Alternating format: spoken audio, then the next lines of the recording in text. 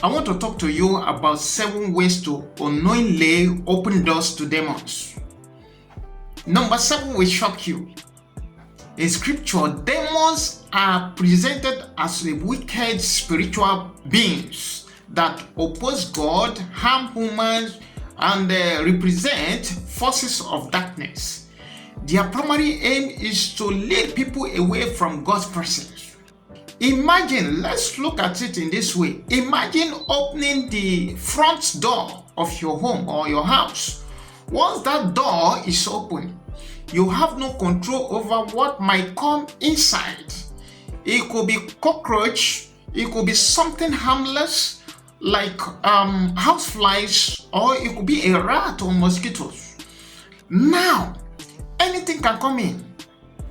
Opening your life to negative influences is much the same. When you open the door to sins, you are letting the devil in. And once that door is open, you can't control what kind of spiritual influences might enter. Some will say, I was baptized, even I speak in tongues, yet continue to watch pornography, continue to hold on to unforgiveness, gossip, or engage in behavior that don't reflect a Christian life. I want to remind you of something. If you step into devil's territory, into their camp, he won't just bark at you, he will bite you, he will oppress you, demonize you, and take control of part of your life. Let me just go quickly through these doors. The number 1 doors to open to demons is inherited curses, or generational curses, or generational demons. Certain habits or attitude can be passed down through families.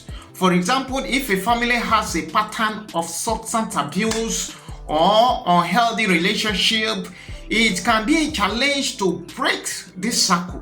It only takes the grace of God and prayer to break the circle. Number 2, invite cursed items into your home or your house or into your life. Spiritual power can flow through people, through animals, through places and objects, just as God used Moses' rod, Jesus' salivas, and a purse handkerchief.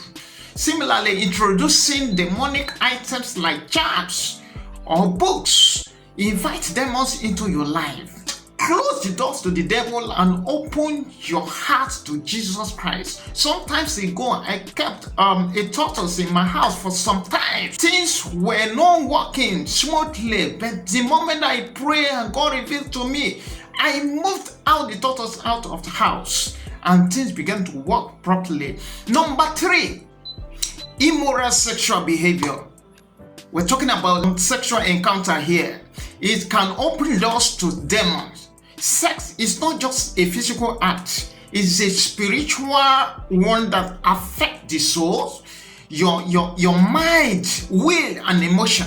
1 Corinthians 6:16 says, instead that 2 becomes one flesh during sex. Imagine that man from Equatorial Guinea that broke the internet today, that slept with about over 400 women. Among them, the pregnant woman, married woman, his own cousin. Yes, condom protect against disease, but condom will never shield you from spiritual dangers, as demon can transfer through sexual acts. Some individuals may even use sex to initiate others into darkness. Number 4, living through a broken family life. Particularly when divorce occurs at a young age, it creates pressure that can feel overwhelming and unnatural for a child to handle. A child is not prepared to cope with such emotional stress. Some family beats their wife in the presence of their children. That's why some will say, if this is how marriage is going to be, I think I'm not going to marry. Some will make up their mind because they say, daddy beat mommy today, tomorrow, just like that. So it affects them. So it's another way to open doors, yes, to demonic influence. Another way to open doors to demonic influence is through abortion. It may bring causes or negative consequences into our life. The Bible clearly identifies murder is a sin. Abortion is seen as one of these acts which can invite demonic influence. Many people who have had abortion struggle with depression and anxiety. Number 6, before birth, before you are born. When a child is still in the womb, emotional and environmental factors can affect or impact their development. If there is a resentment or rejection surrounding the pregnancy, then it can create a psychological and emotional impact. So over time, this sense of rejection may manifest in the child's life as they grow older. Number 7, entertainment. The devil, Satan, control the world. They control entertainment, they control politics, they control finance, they control music, they control everything. Certain form of entertainment, especially those that contain worldly or immoral content, can open a person to a spiritual or demonic influence. Addictions like excessive consumption of movie, TV, music, pornography, and technology are viewed as a gateway or a portal through which negative spiritual forces can enter and influence a person.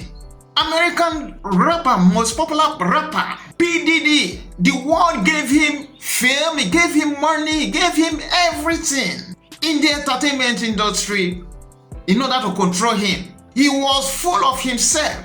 They can't control him again. The next thing, they sent him into prison.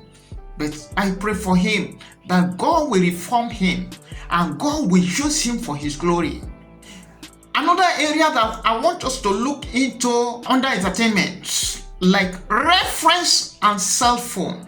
For example, this phone, you call it cell phone. There is a metaphor comparing this cell phone, the way people bow to their cell phone, to how one shows reference, suggesting that constant use can be akin to idolizing devices.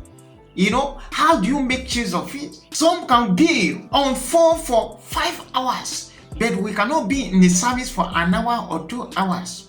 Today, I challenge you, don't just be a Christian in name. Be a Christian by possession, by practice. Close the door to the devil through your actions and lifestyle. It is easy to blame demons for everything wrong in our lives, but the real change starts with our own choices.